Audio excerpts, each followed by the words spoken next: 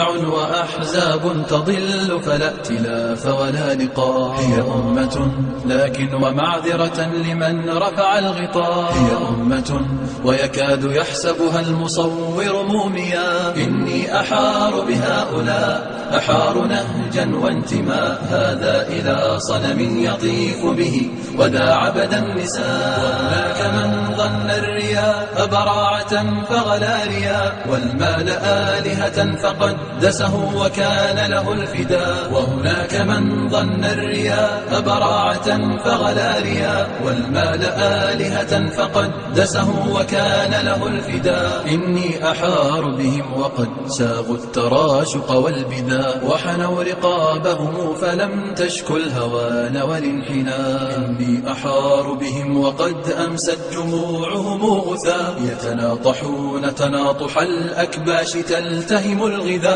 ويقاتلون عن الرذيلة يرخصون لها الدماء، ويحز بعضهم رقاب البعض شوقا واشتهاء. إلى مزق اللحوم ترى العجاب.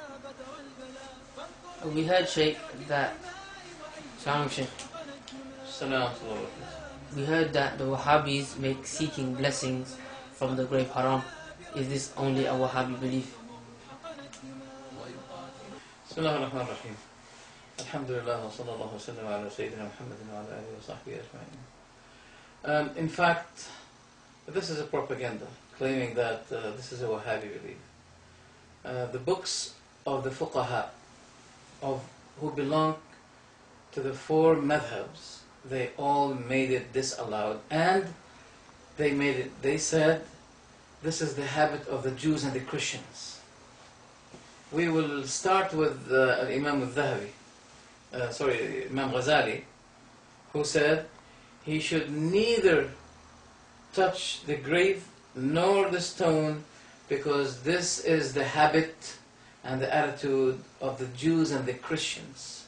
And that is in the book Ihya Ulumuddin, first volume, page 259. Now people are going to be surprised with this.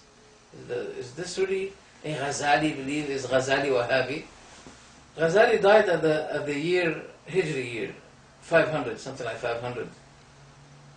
So there's a period of something like maybe 800, if not 900 years between Ghazali and Muhammad ibn Abdul Wahhab.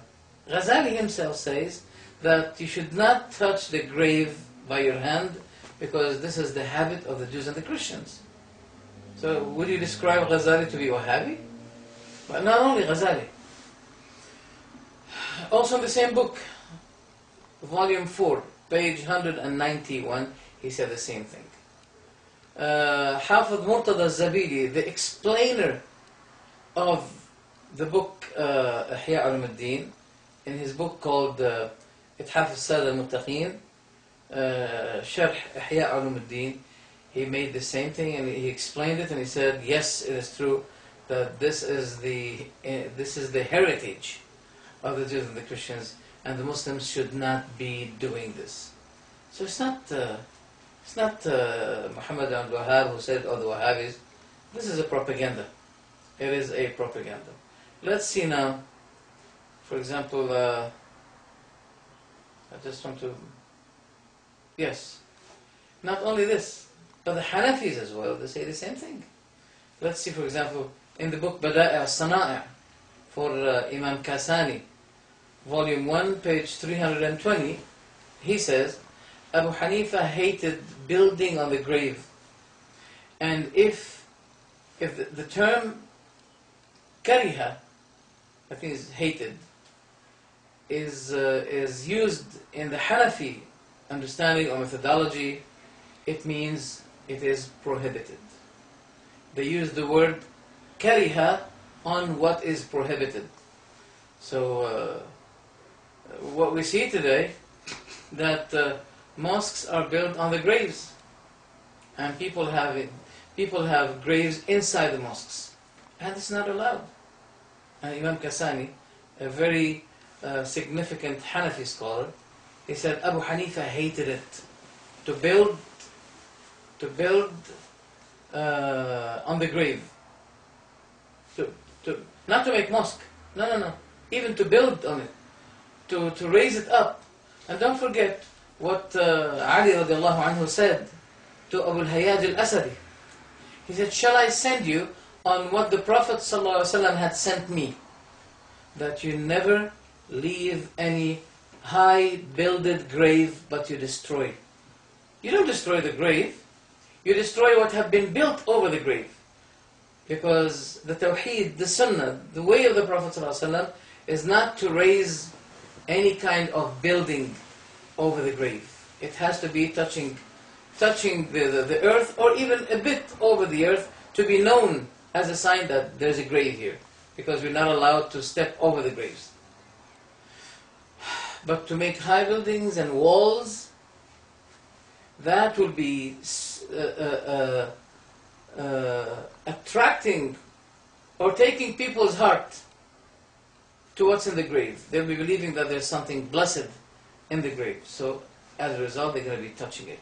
And this is the habit of the Jews and the Christians. And many people, they think that this is the Wahhabi belief. They don't know what the books of fiqh contain. I'm going to show you some of it. I mentioned to you, for example, Ghazali.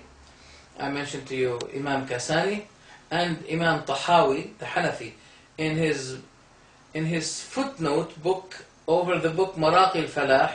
It's well-known Hanafi book. He said he should not touch the grave. He should not kiss it, because this is the habit of the people of the book. And it had never been narrated. There is no legalized or allowed or permissible kind of touching except for two. The Yamani corner on Al-Kaaba, Yamani corner. You can touch it. You know, there's Hajar al-Aswad and there's the Yamani corner. He said there is no, the Sharia of Allah subhanahu wa ta'ala did not allow any kind of touching except touching the Yamani corner and the black stone. That's all. And also the famous commentator of the book Ihya Ulumuddin, Imam Murtada Zabidi, he said in his book Ithaf al-Sada al-Muttaqeen, Sharh Ihya Ulumuddin, in the volume 4, page 417, he says, the reason the Prophet said, don't make my grave as Eid. Eid means a place that you repeatedly visit. This is the meaning of Eid. He said, the reason why the Prophet said, alayhi salatu wasalam, do not make my grave as a place of visit, Eid. He said, because of what the Prophet said, alayhi salatu wasalam, oh Allah, don't let my grave be as a wathan. Wathan is a pagan place that people take and worship apart from Allah subhanahu wa ta'ala. When the Prophet said, Allah's anger has exceeded over people had taken their graves, the graves of their prophets, as a place of worship. And the Prophet, before his death, it was mentioned to him, the churches and the statues and the graves contained in it. The Prophet ﷺ said, may Allah's curse be upon the Jews and the Christians, because they took the graves of their prophets and pious people as places of worship. So the grave remains as a grave. And you should not be building over it. You should not make a qubba. You know the meaning of the word qubba? This Mausoleum. Sorry? Mausoleum. Yeah, mausoleum. You should not be taking it, building over it, anything. Imam Malik, according to what Qadi Iyad mentioned in his book Sharh al-Shifa, volume 2, page 152, he reported Malik saying, وَلَا أَرَى أَنْ يَقِفَ عِنْدَ قَبْرِ النَّبِيِّ صلى الله عليه وسلم.